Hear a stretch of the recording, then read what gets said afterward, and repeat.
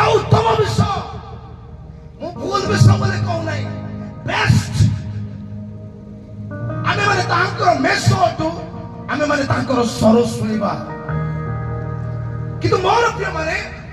प्रेरित पाउल गोटे इम्पोर्टेंट विषय कहउछथि जे केवल सुनिबा यथेष्ट नुहे आमानको जीवन रे से जीवित परमेश्वर को शक्ति युक्त उपासना देवार मध्ये आवश्यक अछि जेतले यीशु को लोक माने उपासना दउतले से माने कहले होसाना होसाना दाऊद संतान आसुछथि ए विरोधी लोक माने ए साधु के फारसी माने ए माने कहले हे यीशु ए लोक मान को चुप हेबा पे आज्ञा दियंतु ए माने बहुत चित्कार करूछन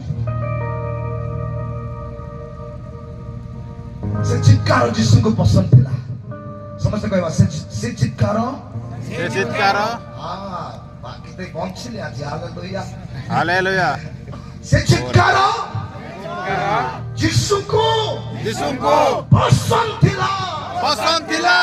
कारण से माने यीशु को महिमा दउतले मोर के माने और जेते बेले जे कोन से व्यक्ति परमेश्वर को महिमा दिए आमानकर परमेश्वर से महिमा को ग्रहण करंती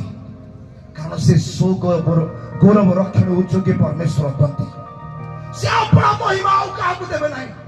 से लोक मान को कहउछथि जदि एमाने नीरव हेबे